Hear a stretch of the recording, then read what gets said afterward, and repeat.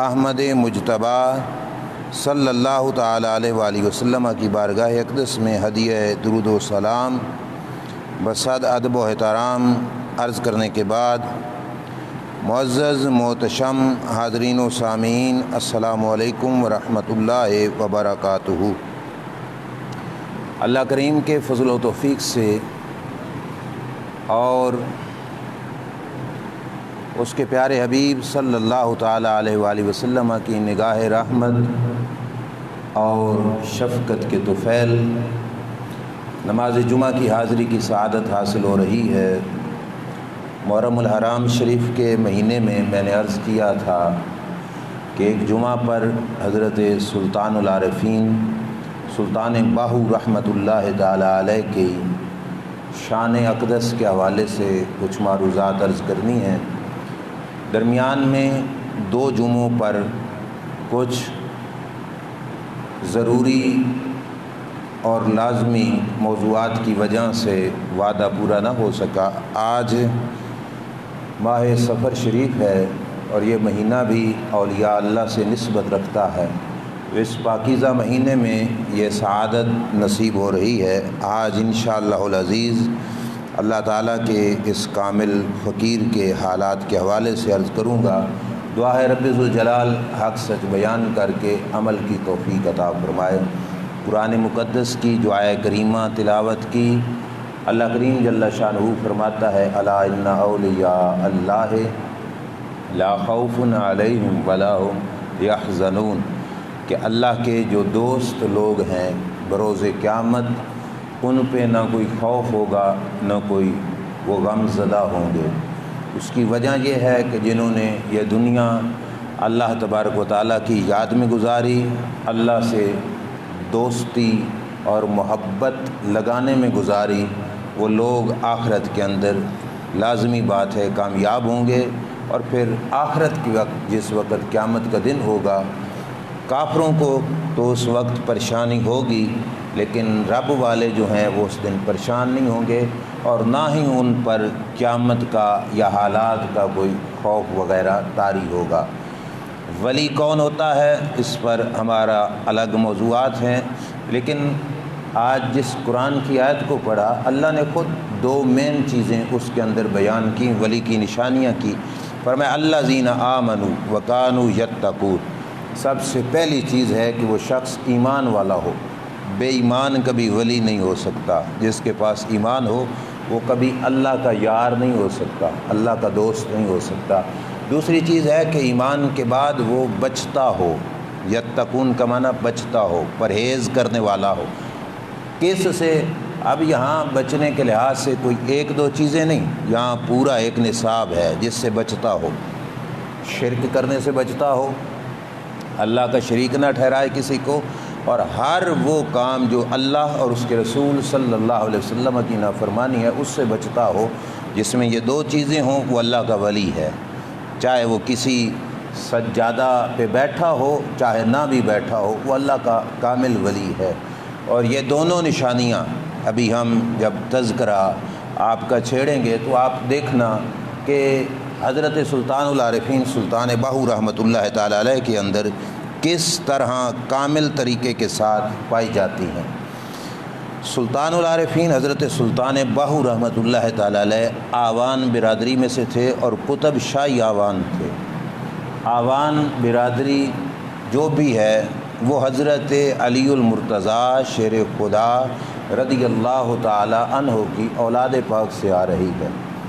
مولا مرتضیٰ شیر خدا کی جو اولاد امام حسن اور امام حسین رضی اللہ عنہما سیدہ فاطمہ الزہرا رضی اللہ تعالی عنہا سے پیدا ہوئے، ان کی اولاد جو قیامت تک آئے گی وہ سید ہوگی۔ اس کے علاوہ 16 بیٹے اور بھی تھے حضرت علی کے، کل 18 بیٹے تھے۔ ان 18 بیٹوں میں سے حضرت سیدنا امیر زبیر رضی اللہ تعالی عنہ یہ والد ہیں، یعنی آباء و اجداد میں آتے ہیں حضرت سلطان باہو رحمۃ اللہ تعالی علیہ کے۔ جتنے بھی آوان ہیں وہ حضرت علی کے بیٹے حضرت زبیر رضی اللہ تعالیٰ عنہ کی اولاد سے ہیں۔ حضرت سلطان باہو رحمۃ اللہ تعالیٰ علیہ اسی خاندان میں سے تھے، آوان برادری تھی۔ اور مولا علی رضی اللہ تعالیٰ عنہ کا خون تھا۔ فضیلت تو یہ بھی ہے حضرت علی کی اولاد ہونا، لیکن سید وہ بنتا ہے جس میں رسول اللہ صلی اللہ علیہ وسلم کا خون آئے، اور رسول اللہ کا خون سیدہ فاطمہ کی اولاد میں آیا، کیونکہ سیدہ فاطمہ حضور علیہ السلام کا جگر کا ٹکڑا ہے۔ تو بہرحال آوان برادری تھی۔ والد گرامی کا نام حضرت بازید محمد رحمۃ اللہ علیہ تھا۔ آپ کی والدائیں محترمہ کو مائی راستی کہا جاتا تھا۔ راست فارسی زبان میں سچ کو کہتے ہیں، اسی سے راستی آپ کی والدہ محترمہ کا نام تھا۔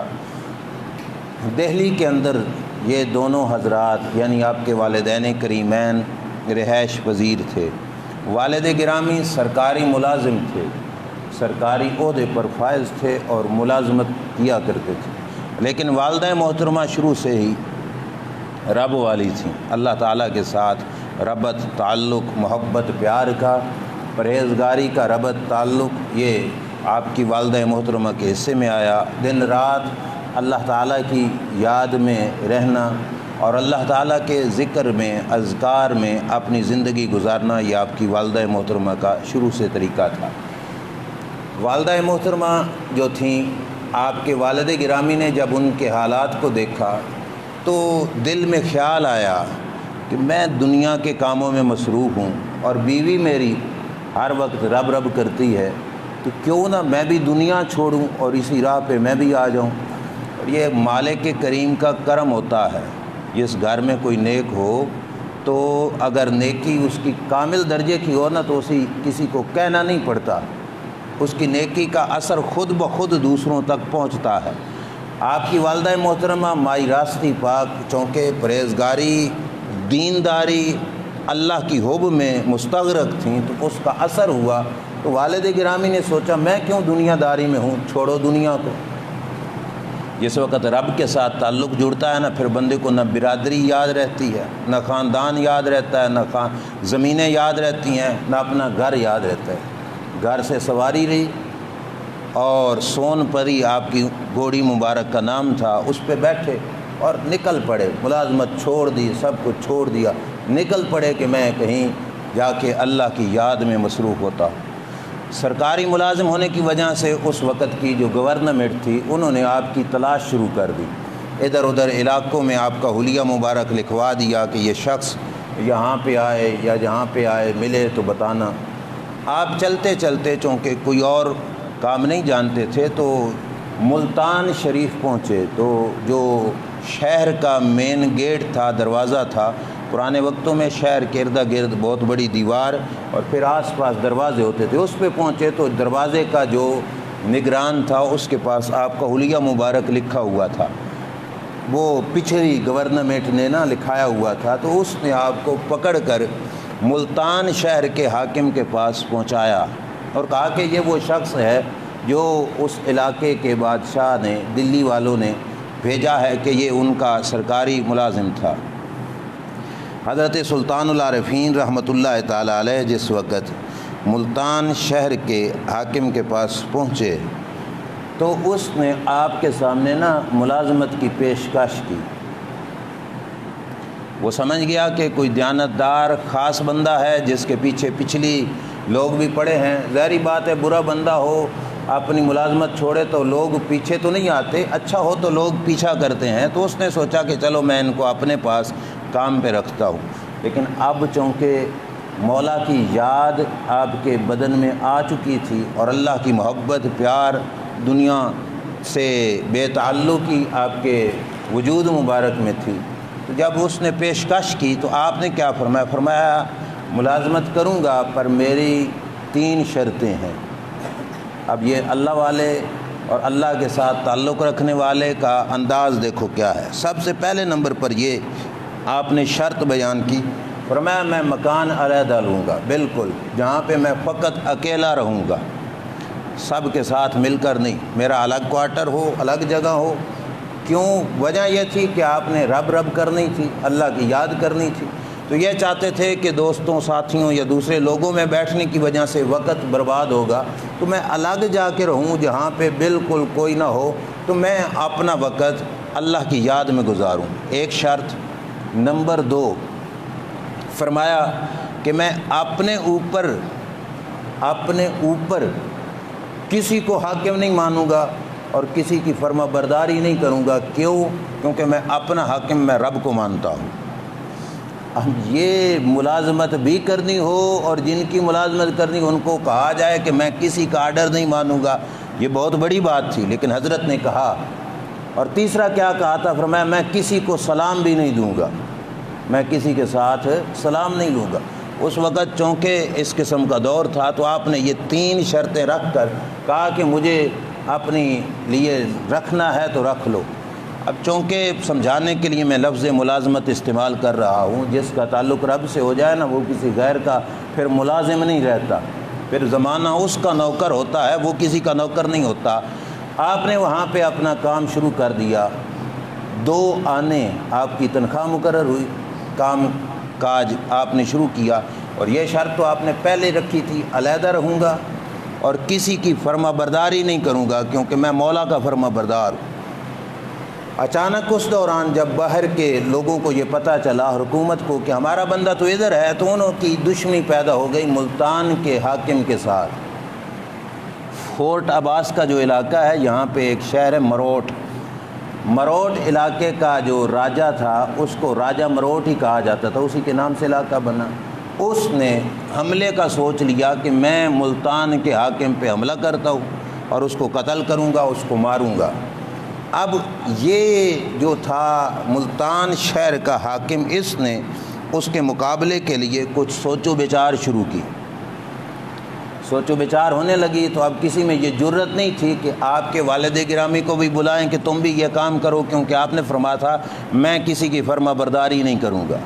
لیکن جو رب والا ہوتا ہے وہ رزق بھی تو حلال کا کھاتا ہے نا، کچھ کرنا ہے تو کھانا ہے۔ آپ کو خبر پہنچی کہ ایسا معاملہ ہے تو آپ خود تشریف لے کے گئے ملتان کے حاکم کے پاس، فرمایا کہ راجہ مروٹ سے لڑنا ہے تو یہ ڈیوٹی فقیر سر انجام دے گا، اور فرمایا چونکہ میں رہتا اکیلا تھا تو میں ساتھ کسی کو لے نہیں جاؤں گا، میں بھی اکیلا ہی جاؤں گا، فوج لے کے لشکر لے کے نہیں جاؤں گا، میں اکیلا ہی جاؤں گا۔ جو اس کے پاس لوگ بیٹھے تھے وہ ہنس پڑے کہ یہ اکیلا راجہ کو مار کے آئے گا، لیکن ان کو خبر نہیں تھی کہ فقیر اپنی طاقت سے تھوڑا چلتا ہے، رب کی طاقت سے زیادہ چلتا ہے۔ تو آپ نے فرمایا یہ کام میں سر انجام دوں گا۔ چل پڑے، ایک توبرا ساتھ لیا اور بڑا سا مٹکا تھا وہ لیا، اور ساتھ فرمایا کہ اس راجہ مروٹ کا مجھے حلیہ لکھا دو تاکہ پہچان ہو سکے۔ تیسری بات آپ نے حاکم سے کہی کہ ایک بندہ مجھے مدد کے لیے نہیں چاہیے، صرف راہ بتانے کے لیے نا علاقے کا، وہ مجھے دے دو، میں اکیلا ہی جاؤں گا۔ رہنما ایک ساتھ لیا، مروٹ کے علاقے میں پہنچے۔ جس وقت راجہ کا علاقہ پاس آ گیا تو وہ جو رہنما تھا اس کو کہا میاں تو واپس چل، اب حلیہ تو آپ کے پاس تھا۔ آپ نے سیدھا اس کے محل پہ جا پہنچے، راجہ مروٹ کے۔ اب دروازے پہ پہنچے تو دروازے پہ جو چوکیدار تھے انہوں نے دیکھا کہ یہ کسی باہر کے علاقے کا شخص ہے، انہوں نے دروازہ کھول دیا۔ انہوں نے سمجھا کوئی قاصد ہے، پیغام لے کے آنے والا، ایلچی، قاصد، صحافی، ان لوگوں کو نہیں روکا جاتا، تو انہوں نے دروازہ کھول دیا۔ اور یہ بے نیاز کی طرف سے چونکہ فیصلے بھی ہو چکے تھے، کسی نے نہیں روکا۔ آپ سیدھا چلتے چلتے چلتے راجہ مروٹ کے بالکل سامنے جا پہنچے۔ اب راجہ مروٹ بیٹھا کہ مجھ سے کیا کہنا ہے، یہ بولے گا۔ آپ کے والد گرامی حضرت بازید محمد نے جاتے ہوئے ہی نا ایک بلند آواز سے دی، فرمایا راجہ مروٹ میں تمہارا سر لینے کے لیے آیا ہوں۔ اب یہ بات بھی کوئی بزدل نہیں کہہ سکتا، بھرا مجمع، وقت کا حاکم، آس پاس اس کے چوکیدار، اس کے نوکر چاکر، اور یہ فقیر درمیان میں کہتا ہے کہ راجہ مروٹ میں تیرا سر لینے کے لیے آیا ہوں۔ اور فقیر کی آواز میں جرت تھی کہ کوئی آگے سے کچھ کہہ نہ سکا۔ تلوار نکالی، ایک ہی ضرب سے راجہ مروٹ کا سر اتارا، توبرے میں رکھا، واپس پلٹنے لگے۔ جس وقت واپس پلٹنے لگے شہر میں آواز پھیل گئی، شورا ہو گیا کہ راجہ مروٹ کو قتل کر دیا گیا ہے۔ فوراً آرڈر ہو گیا کہ شہر کے سارے دروازے بند کر دو تاکہ قاتل باہر بھی نہ جا سکے۔ اب اللہ تبارک و تعالیٰ جل شانہ اپنے بندوں کی رکھوالیاں بھی پھر خود فرماتا ہے۔ دروازے بند ہو گئے، آپ اپنی سواری پہ دوڑا کے جا رہے ہیں۔ اب شہر کی جو مین دیوار تھی، بڑی دیوار اور سب سے اونچی، جس سے باہر نکلنا تھا تو شہر سے باہر ہونا تھا، دروازے تو بند ہو چکے تھے۔ اللہ کریم جل شانہ کی دی ہوئی جرت سے آپ نے اپنی گھوڑی مبارک کی لگام کھینچی۔ اب کتاب ہے مناقب سلطانی، آپ کے خاندان مبارک کے بزرگ ہیں، آپ کے قریب میں ہی انہوں نے لکھا کہ گھوڑی نے اپنے قدم اٹھائے تو ان کے جو اگلے پاؤں تھے نا وہ دیوار کے اوپر جا ٹھہرے، اور وہاں سے پھر گھوڑی نے چھلانگ لگائی تو شہر سے باہر۔ اب روکنے والے دیکھتے رہے، لیکن حضرت صاحب نکل آئے، ملتان کے حاکم کے پاس پہنچے اور سر نکال کے فرمایا یہ دیکھو میں اس کا سر لے کے آیا۔ حکومت بڑی خوش ہوئی، انہوں نے آپ کے منصب میں اضافہ کیا اور آپ وہاں پہ رہنا شروع ہو گئے۔ ادھر ادھر شہرت ہوئی آپ کے اس جرت مندانہ کام کی اور پہلے کے جو معاملات ہیں اس کی۔ تو پیچھے جو پہلے وہاں پہ ملازم تھے، وہاں کے لوگ آپ کو تلاش کرتے کرتے کرتے یہاں تک آ پہنچے۔ ان میں آپ کے کچھ جو تھے بیوی محترمہ، زوجہ محترمہ کے بھائی، یعنی حضرت سلطان باہو رحمۃ اللہ علیہ کے ماموں بھی، انہوں نے آ کے کہا حضرت سے کہ حضرت واپس آئیے دلی میں، وہاں پہ تمہارا انتظار ہو رہا ہے، آپ وہاں پہ پہنچیں، وہاں پہ کام کاج کریں، اگر کرنا ہے تو اس علاقے کو چھوڑو۔ آپ نے اپنی بیوی محترمہ کے پاس بھیجا، فرمایا اب فیصلہ وہ کریں گی کہ کہاں پہ رہنا۔ اللہ والے کی آنکھ ہوتی ہے، دیکھ رہے تھے کہ فیصلہ انہوں نے کیا کرنا ہے۔ جب آپ کے سلطان العارفین کے ماموں جان آپ کی والدہ محترمہ کے پاس پہنچے اور کہا واپس دلی میں آؤ، والدہ محترمہ کا یہ جواب تھا کہ ہم واپس نہیں آئیں گے۔ کیوں؟ فرمایا رب ذوالجلال نے میرے شکم اطہر میں، پیٹ مبارک میں جو دولت رکھی ہے، مجھے اشارہ ہے اس بات کا کہ اس نے دریائے چناب کے علاقے میں پیدا ہونا ہے اور اسی علاقے کو اس نے رنگ چرانا ہے، اور میرا بیٹا تارک الدنیا ہوگا اور ہم سے بھی دنیا چھڑائے گا وہ۔ اس واسطے ہماری مجبوری ہے کہ ہم پلٹ کے نہیں آ سکتے کہ ہمارے بیٹے کا یہی علاقہ ہے۔ یہ شور کوٹ کا علاقہ اس وقت چناب کے اردا گرد تھا، تو چناب کا علاقہ کہا جاتا تھا اس کو۔ تو آپ نے فرمایا کہ ہم یہ علاقہ چھوڑ کر نہیں آ سکتی، تو لہٰذا ہمیں یہیں پہ رہنے دو۔ تو آپ کے جواب کو سن کر وہ واپس پلٹ گئے۔ حضرت مائی صاحبہ کے بطن اطہر سے حضرت سلطان العارفین سلطان باہو رحمۃ اللہ تعالی علیہ کی ولادت باسعادت ہوئی۔ آپ پیدا ہوئے اور بچپنا آپ کا اسی طرح کا تھا جیسے حضرت غوث الثقلین غوث عبد القادر جیلانی رضی اللہ تعالیٰ عنہ کا تھا۔ رمضان المبارک میں آپ نے سنا ہوگا کہ حضرت غوث اعظم رضی اللہ تعالیٰ عنہ دن کے وقت ماں کا دودھ نہیں پیتے تھے، کس واسطے کہ روزہ ہے، اور وہ بچپنے میں بھی روزہ رکھتے۔ اور حضرت سلطان العارفین سلطان باہو رحمۃ اللہ تعالی علیہ بھی رمضان کے دنوں میں ماں کا دودھ نہیں پیتے تھے اور دن کا روزہ رکھتے تھے۔ اس عمر شریف کے اندر بھی ماں اتنی نیک اور باپ اتنا پرہیزگار اور دنیا چھوڑنے والا، ان کے اثرات بچے پر اس قدر نمودار ہوئے، اور پھر کچھ رب کی طرف سے بھی خاص عنایات تھیں کہ مادرزاد ولی تھے۔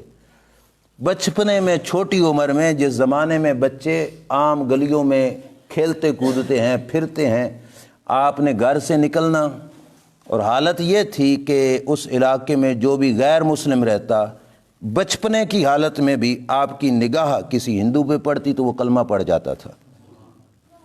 ہندوؤں کو غصہ آنا شروع ہو گیا کہ اس بچے کی وجہ سے ہمارے لوگ مذہب بدلنا شروع ہو گئے۔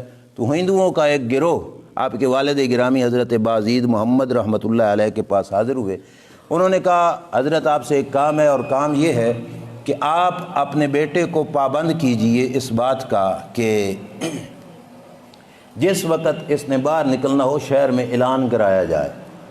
اور اعلان کس وجہ سے؟ تاکہ ہم لوگ گھروں میں چھپ جائیں گے، ہم میں سے کوئی اسے دیکھے نہیں۔ کیوں؟ کیونکہ اسے دیکھنے کی وجہ سے ہمارے لوگ مذہب بدل لیتے ہیں، تو ان کے نکلنے سے پہلے اعلان ہونا چاہیے۔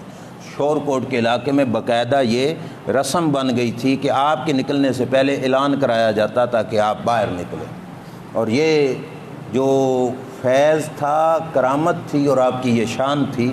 آپ کے خاندان مبارک کے بزرگ نے کتاب لکھی مناقب سلطانی، انہوں نے فرمایا کہ یہ کرامت صرف بچپنے کی نہیں تھی، آپ کی ساری زندگی یہ کرامت رہی۔ اور پھر فرمایا کہ ساری زندگی نہیں، آج بھی دربار شریف کی بھی یہ شان ہے کہ کوئی بندہ خلوص نیت کے ساتھ اگر دربار شریف کے احاطے میں بھی داخل ہوتا ہے نا تو اس کا دل بھی یاد الہی میں مستغرق ہو جاتا ہے، لیکن شرط ہے کہ نیت پاک ہو۔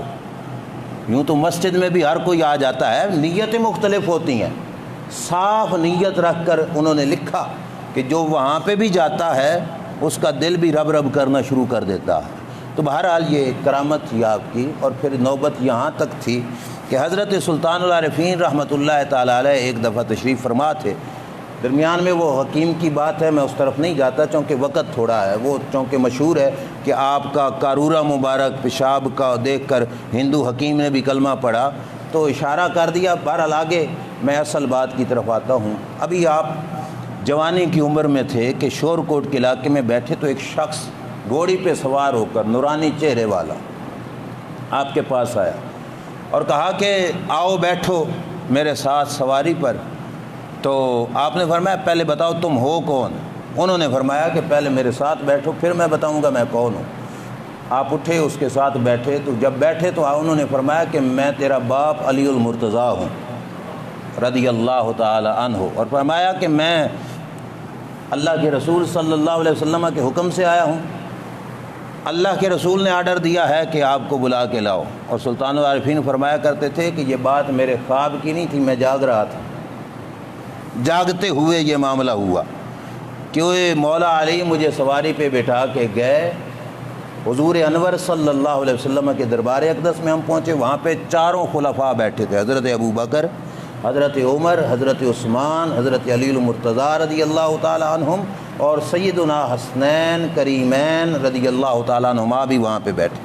فرماتے ہیں جاتے ہی مجھ سے بغل گیر ہوئے ابو بکر صدیق رضی اللہ تعالیٰ عنہ، جپھی پائی، انہوں نے اپنی طرف سے فیض عطا فرمایا، پھر حضرت عمر ملے انہوں نے فیض دیا، پھر حضرت عثمان ملے انہوں نے فیض دیا۔ مولا مرتضیٰ شیر خدا رضی اللہ تعالیٰ عنہ کے پاس فرماتے ہیں جب میں پہنچا تو انہوں نے میرا ہاتھ پکڑ کے نا حضور کے پاس لے کے گئے۔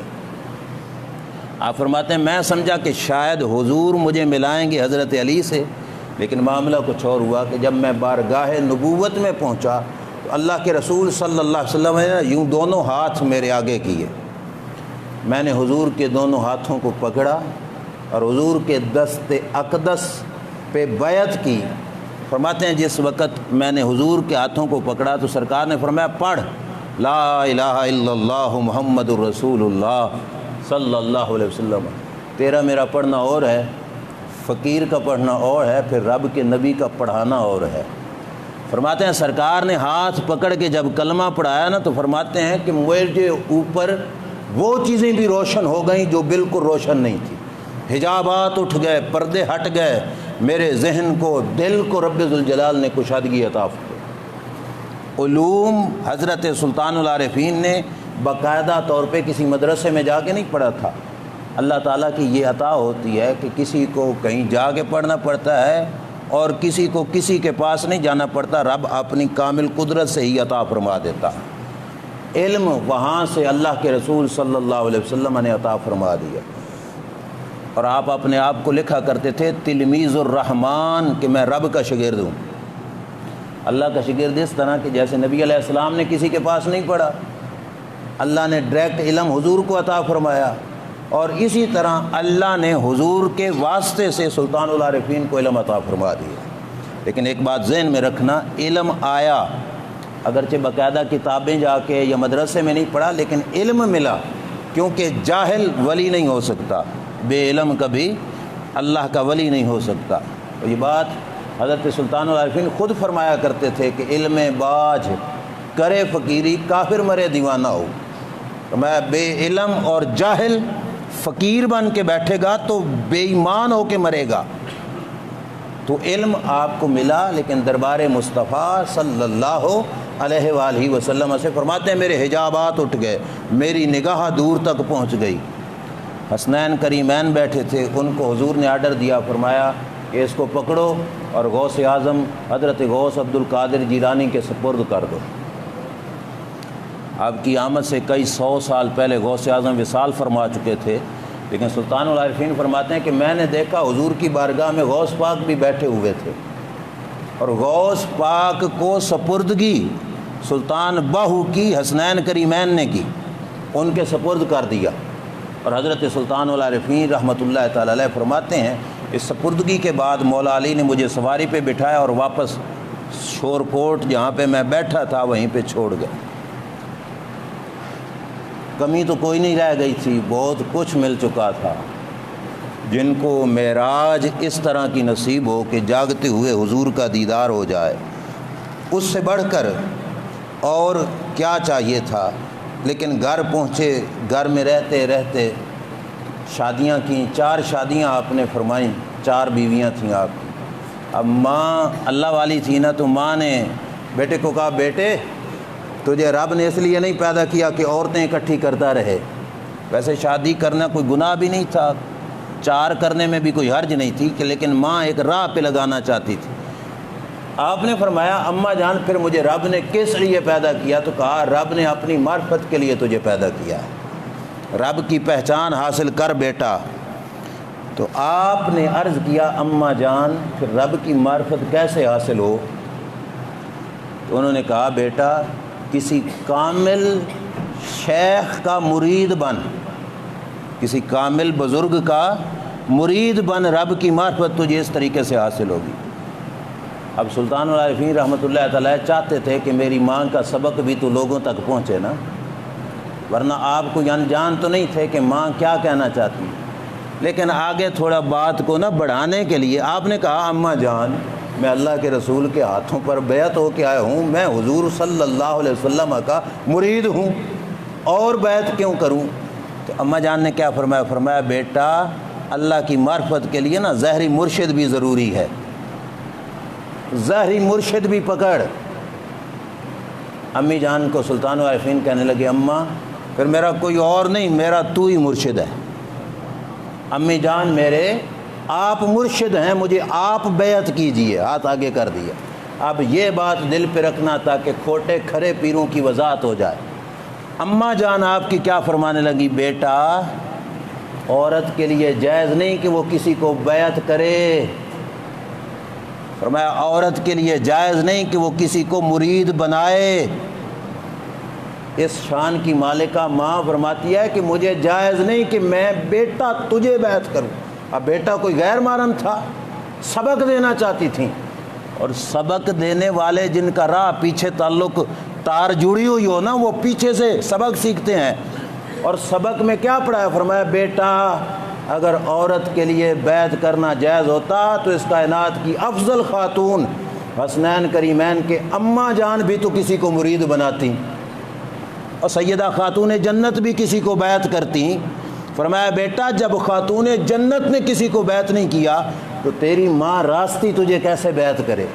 کہا بیٹا میرا حق نہیں کہ کسی کو بیعت کروں، جاؤ کامل مرشد تلاش کرو، بیٹا نکلو گھر سے، ڈھونڈو پیر جس کی تم نے بیعت کرنی ہے۔ اور یہ کتنے عرصے پہلے کی بات ہے؟ 900 سال۔ کتنا؟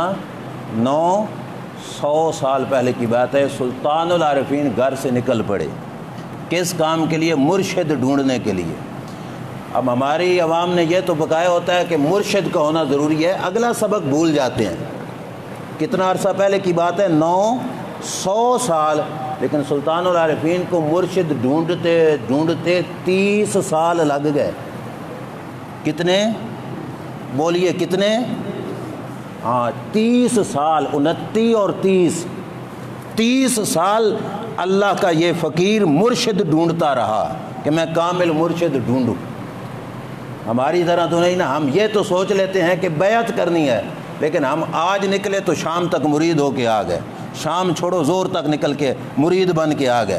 ہم نے یہ نہیں سوچا کہ جس کو زندگی سونپی، جس کو سارا وجود سونپنا ہے، جس کے ہاتھ پہ بیعت کر کے سب کچھ اس کے حوالے کرنا ہے، وہ کوئی بنگی چرسی تو نہ ہو۔ آج کتنا دور پیچھے گزر گیا نا، 900 سال۔ اس وقت تو ہر گلی میں فقیر بیٹھے ہوتے تھے۔ ابھی بیعت نہیں کی تو سلطان العارفین اتنے پاک ہیں کہ اللہ کے رسول کے دربار میں حاضری ہو چکی ہے۔ اور وہاں سے فیض بھی مل چکا ہے۔ 30 سال تک ڈھونڈتے رہے فقیر، اور آپ خود فرماتے ہیں کامل مرشد او ہے باہو جڑا دھوبی وانگو چھٹے ہو، وہ نہیں جو صرف نذرانے وصول کرے، وہ نہیں جس کی نگاہیں مرید کی جیب پر ہوں۔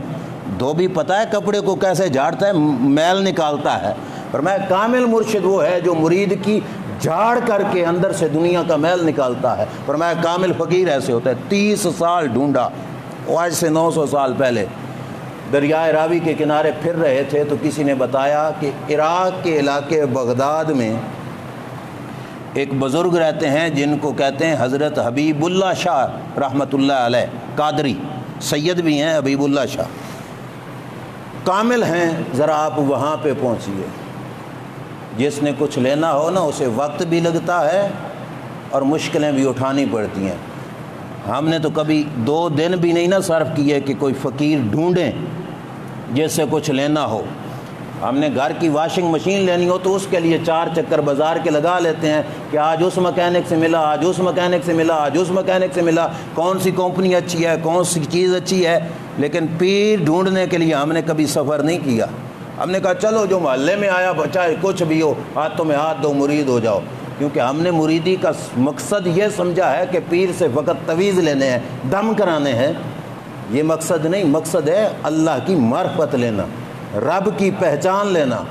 سلطان العارفین دریائے راوی کے کنارے سے چلے بغداد پہنچے، او عراق بغداد پہنچے، بائی ایئر گئے ہوں گے، اس وقت تو جہاز تھے ہی نہیں، گاڑی پہ بیٹھ کے گئے نہیں، اپنی گھوڑی مبارک پہ چڑھ کے وہ بغداد پہنچے۔ حبیب اللہ شاہ کے پاس پہنچے تو فقیر بیٹھا تھا، وہ بھی اللہ کے ولی تھے۔ فیض دینے کا ان کا طریقہ یہ تھا کہ ان کے پاس ایک دیگ تھی، دیگ شریف کے اندر پانی رکھا ہوا تھا جس کے نیچے آگ جل رہی تھی اور پانی گرم تھا۔ جو شخص ان سے فیض لینے کے لیے جاتا تو سید حبیب اللہ شاہ عراق والے، بغداد والے، وہ فرماتے بیٹا اس پانی میں ہاتھ رکھو نا، گرم پانی میں، جتنی دیر ہاتھ رکھو گے اللہ کا فیض تجھے پہنچتا رہے گا، انوار و تجلیات پہنچیں گے، تیرے پردے اٹھ جائیں گے اور تجھے ولایت کی دولت نصیب ہوگی، ہاتھ رکھو پانی میں۔ سلطان العارفین سلطان بہو بھی وہاں پہ جا کے بیٹھ گئے، جو آتا ہاتھ رکھتا فیض پاتا چلا جاتا۔ سلطان بہو نہ اٹھے نہ دیگ میں ہاتھ رکھا۔ سید حبیب اللہ شاہ رحمۃ اللہ تعالیٰ علیہ نے فرمایا بیٹا تو نہیں رکھتا ہاتھ؟ آپ نے فرمایا میں دیکھ رہا ہوں ان کو جو کچھ مل رہا ہے، میں دیکھ رہا ہوں ہاتھ رکھنے والوں کو جو کچھ مل رہا ہے۔ فرمایا اتنی دولت میرے پاس پہلے بھی ہے، میں کچھ اور لینا چاہتا ہوں۔ فرمایا اتنا کچھ ہے میرے پاس، میں کچھ اور لینا چاہتا ہوں، مجھے یہ نہیں چاہیے جو ان کو مل رہا ہے۔ یہ ہے کامل فقیر، لیکن ابھی بھی پیر کی تلاش میں ہے۔ فرمایا مجھے یہ نہیں چاہیے حضرت صاحب، مجھے کچھ اور چاہیے۔ اب سید حبیب اللہ شاہ رحمۃ اللہ علیہ نے سمجھ گئے کہ یہ بندہ طالب حق ہے، یہ کوئی طلب لے کے آیا۔ فرمایا پتر مسجد میں جاؤ، لنگر خانے میں جاؤ، مسجد کا، لنگر کا، حوض کا، تالاب کا پانی بھرو، یہ خدمت کرو نا، پھر تجھے کچھ ملے گا۔ سلطان بہو تھے، انہوں نے یہ نہیں کہا کہ میں اوان دا پتر ہاں، میں کیوں تہاڈی خدمت کراں، نہیں، پتہ تھا کہ جو کسی کے در پہ جھکتے ہیں رب انہی کو بلند فرماتا ہے۔ لیکن پانی بھرنا شروع کر دیا، ادھر سے آقا کریم، آقا دو جہاں صلی اللہ علیہ وسلم کا فیض تو پہنچا ہوا تھا۔ لنگر خانے کے جو ملازم تھے، نوکر تھے حضرت صاحب کے، سید حبیب اللہ شاہ رحمۃ اللہ علیہ کے درویش تھے، انہوں نے آپ کے پاس ایک چمڑے کی مشک بھیجی، پر انہوں نے کہا کہ اس مشک میں پانی بھر بھر کے حوض بھی بھرنے ہیں اور یہ لنگر خانے کا پانی، یہ سارا انتظام کرنا ہے۔ اب یہ فقیر اچھا خاصا رنگا ہوا تھا پہلے کا بھی، گئے تالاب کنویں پہ یا نلکے وغیرہ جہاں سے مشک میں پانی بھرنا تھا، ایک مشک بھری، آ کے مسجد کے حوض میں ڈالی، ایک مشک سے ہی حوض بھی بھر گیا، حوض سے باہر پانی نکل کے مسجد کے سین میں بھی بھر گیا، ایک مشک کے ساتھ ایک ہی چکر لگایا۔ مریدوں نے دیکھا کہ اس کی ایک مشق سے پورا حوض بھر گیا۔ تو وہ آئے سید حبیب اللہ شاہ کے پاس، انہوں نے کہا کل جو آیا تھا نا آپ کی بیعت کرنے کے لیے درویش، اس کا تو یہ حال ہے کہ اس نے ایک مشق حوض میں ڈالی تو سارا حوض بھی بھر گیا ہے اور مسجد کے ذہن میں بھی پانی آ گیا۔ آپ نے فرمایا اچھا، فرمایا بلا کے لے آ۔ جب آپ کو لایا گیا تو سید حبیب اللہ شاہ نے جیسے مرید کرنا تھا نا، ان کو آزمانے کے لیے، یعنی سلطان باہو کو آزمانے کے لیے غائب ہو گئے ان کے سامنے سے، اپنی ولایت کی طاقت سے غائب ہو گئے کہ بھلا اب یہ کیا کرتا ہے۔ ادھر سے سلطان باہو بھی غائب ہو گئے، آپ بھی غائب ہو گئے۔ اب وہ کہاں پہ گئے؟ انہوں نے جا کے کسی ویران جگہ پہ جا کے، بیل ہیں، ہل لگا ہوا ہے، اور سید حبیب اللہ شاہ ہل پکڑ کے نا ہل چلانے لگ گئے۔ ادھر سے سلطان العارفین بھی غائب ہو کے آپ نے حلیہ مبارک بدل کے پہنچ گئے۔ فرمایا شاہ جی آپ کیوں مشکل میں پڑتے ہو، اوکھے کیوں ہوندے ہو شاہ جی، مجھے دو نا، میں خادم ہوں، میں یہ کام کرتا ہوں۔ شاہ جی حیران ہو گئے کہ میں ادھر سے غائب ہو کے یہاں تک پہنچا اور یہ درویش پیچھے سے یہاں تک پہنچ گیا۔ اگلی آزمائش کی شاہ جی نے، پھر آئے دربار میں، پھر غائب ہو۔ اب غائب ہو کر نا انہوں نے حلیہ بظاہر یہ بنایا کہ جو ہندوؤں کا وڈیرا ہوتا ہے اس کی شکل میں جا کر نا بازار میں کھڑے ہیں سید حبیب اللہ شاہ، حلیہ بدلا ہوا ہے کہ ہندوؤں کے افسر، ہندوؤں کا جو بڑا ہوتا ہے مذہبی، اور جو کچھ ہندو ہیں تو ان کے ماتھے پہ نا تلک لگا رہے ہیں، انہوں نے یہ حلیہ بدلا۔ گزر رہے ہیں تو بازار کی ایک دکان پہ سلطان باہو بھی حلیہ بدل کے بیٹھے تھے، کہا حضرت ایک تلک مجھے بھی لگاتے جاؤ۔ تو وہ وہاں سے پھر پلٹ آئے اور پلٹ کے آ کے فرمایا بیٹا تیرے پاس بہت کچھ ہے، اب تجھے کچھ چاہیے نا تو جا گھر سے جا کے دنیا جتنی ہے نا ساری نکال کے آ، تب تجھے رب کی معرفت ملے گی۔ دنیا نکال کے آ، فقیر اور دنیا، انہوں نے یہ سبق دیا، انہوں نے کہا دنیا اور ولایت، دنیا اور فقیری یہ سوکنے ہیں۔ سوکنا سمجھ دو، دو سوکنے جیسے ایک جگہ پہ اکٹھی نہیں نہ ہو سکتی، تو کہا اللہ کی معرفت اور دنیا کی دولت یہ بھی ایک جگہ پہ اکٹھی نہیں ہو سکتی۔ فرمایا بیٹا معرفت خدا لینا چاہتے ہو تو گھر میں جاؤ اور گھر کی ساری دنیا کی دولت نکال کے آ جاؤ۔ سلطان العارفین سلطان باہو رحمۃ اللہ تعالی علیہ کہاں بغداد اور کہاں شورکوٹ اور کہاں 30 سال کی پچھلی ساری محنت، لیکن جس نے کچھ پانا ہو وہ سب کچھ کرتا ہے۔ چل پڑے وہاں سے، ادھر سے چلے تو ماں بھی تو اللہ کی ولیہ تھی نا، انہوں نے اپنی نگاہ سے دیکھا گھر آپ کی جو بیویاں تھیں 4، ان کو کہا کہ گھر کا جو ضرورت کا سامان ہے نا اس کو چھپا دو، بہو آ رہا ہے اور اس نے سب کچھ نکال کے باہر پھینک دینا ہے، جو ضرورت کی چیزیں ہیں نا ان کو چھپا دو۔ انہوں نے گھر میں کچھ جگہ کھودی، وہاں پہ کچھ نہ کچھ زیورات چھپا دیے۔ گھر آئے تو آپ نے آ کے کہا کہ کہاں پہ ہے مال و دولت، سونا چاندی کہاں پہ ہے؟ تو انہوں نے کہا کوئی نہیں، دیکھ لو گھر تمہارے سامنے ہے۔ ظاہری طور پر دیکھا تو کچھ نظر نہ آیا، لیکن آپ نے کیا فرمایا؟ فرمایا مجھے دنیا کے مال کی بدبو آ رہی ہے گھر سے، خوشبو نہیں کہا، کیا کہا؟ بدبو آ رہی ہے، مجھے بتاؤ ورنہ میں خود نکال لوں گا۔ یہ ہے فقیر جو لوگوں سے بٹورے دنیا، بدبودار چیز، وہ فقیر کیسے؟ یہ ہے فقیر، کہا بدبو آ رہی ہے مجھے گھر سے نکالو۔ مجبوراً گھر والوں نے نکالا، جو کوئی سونا ملا سارا باہر پھینک دیا، باہر پھینک دیا۔ فرمایا کچھ بھی نہیں رکھنا گھر میں۔ آپ کے صاحبزادے تھے، پتہ نہیں غالباً نور سلطان نام تھا ان کا، ان کے انگلی میں نا انگوٹھی تھی، وہ نکالنے لگے تو وہ تھوڑی تنگ تھی، وہ نہ نکلی تو انگلی سے انگوٹھی توڑ کے نکالی، کاٹ دی انگوٹھی اور سونے کی انگوٹھی، پھر نکال کے باہر پھینک دی۔ گھر سے ساری دنیا نکال کے پھر گیا نا سید حبیب اللہ شاہ رحمۃ اللہ علیہ کے پاس عراق میں، تو انہوں نے کہا بیٹا دنیا نکال کے آئے ہو؟ اب نے کہا جی حضرت دنیا ساری نکال کے آیا ہوں۔ تو انہوں نے فرمایا بیٹا جو گھر میں 4 بیٹھی ہیں وہ 4 بیویاں تھیں نا، کہا وہ۔ آپ چپ۔ انہوں نے فرمایا بیٹا جاؤ، رب کی معرفت لے کر رب کے حقوق پورے کرو گے یا بیویوں کے حقوق پورے کرو گے؟ ان کی بھی چھٹی کرا کے آؤ۔ اب یہ ہے وہ راہ جس کو سلطان العارفین فقر کا راہ کہتے تھے۔ اب تو میں سنے نا تو ہم کہیں گے یہ کیا مصیبت، بیویوں کو بھی نکالو، 4 بیویاں سائڈ پہ کرنی تھیں اور رب ملنا تھا، کوئی سودا گھاٹے کا تو نہیں تھا، دنیا نکالنی تھی اور ساری دنیا جھکنی تھی ان کے قدموں میں، تو یہ راہ کوئی اوکھا نہیں تھا۔ لیکن وہ دیکھ رہے تھے کہ کس مقصد کے لیے کرا رہے ہیں، وہاں سے چلے۔ ادھر سے آپ کی امی جان نے آپ کی ازواج کو، محترمہ بیویوں کو کہا کہ بہو آ رہا ہے اور وہ اس نیت سے آ رہا ہے تمہارے سامنے آئے گا تو ہو سکتا ہے کوئی شرعی جملہ ایسا نکالے کہ تمہیں نکاح سے فارغ کر دے، وہ آئے تو میرے پیچھے چھپ جانا، میرا لحاظ کرے گا، تمہیں کچھ کہے گا نہیں۔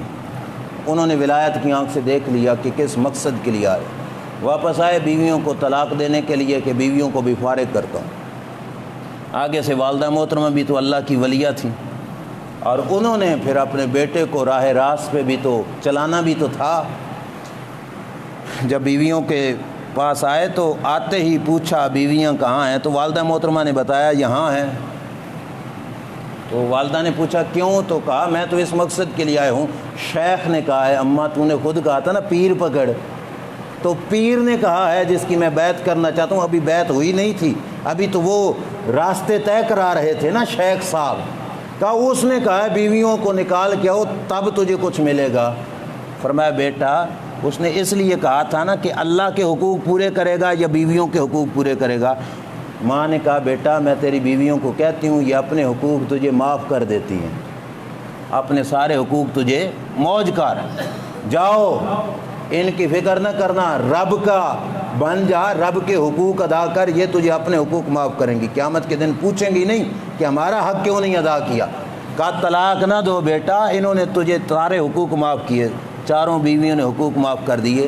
وجہ یہ تھی کہ وہ سلطان العارفین سے صرف نسبت چاہتی تھیں کہ اس نسبت سے ایک فقیر سے جڑی رہے، یہ آخرت میں بھی کام آئے گی، تو انہوں نے حقوق معاف کیے، کہا چلو جاؤ رب کی معرفت لے کے آؤ، گھر کا سارا مال نکال کر بیویوں کے حقوق معاف کرا کے۔ اب جب سید حبیب اللہ شاہ کے پاس پہنچے تو انہوں نے جب توجہ کی نا سلطان العارفین سلطان باہو رحمۃ اللہ علیہ کے اوپر، تو انہوں نے کہا بیٹا جو تجھے چاہیے نا وہ ہمارے پاس نہیں، اور جو ہمارے پاس ہے وہ سب کچھ تیرے پاس بھی ہے، جو کچھ ہمارے پاس ہے وہ تیرے پاس بھی ہے، اور جس چیز کا تو طالب ہے، معرفت خدا ہر ولی کو ہوتی ہے لیکن اس کے درجے ہوتے ہیں نا، مقام ہوتا ہے، تو انہوں کا بتانے کا مقصد تھا کہ جتنی مجھے ہے اتنی اے باہو اب بھی تجھے ہے۔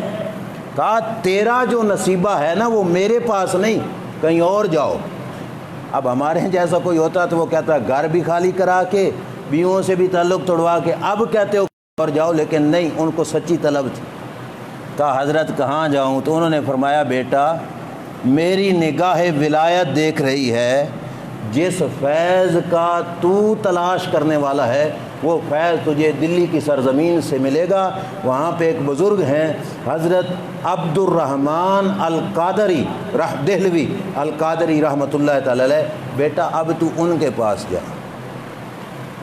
بغداد سے اب فقیر دہلی کو جا رہا ہے، کبھی عرش پر کبھی فرش پر، کبھی ان کے در کبھی در بدر، غم عاشقی تیرا شکریہ میں کہاں کہاں سے گزر گیا۔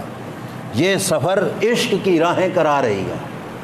30 سالوں کا سفر کرنے والا پھر کوئی عام فقیر تو نہیں نہ بنا، پھر کوئی عام بندہ نہیں بنا، بادشاہوں کو رنگنے والا بنا۔ یہ آگے آئے گا۔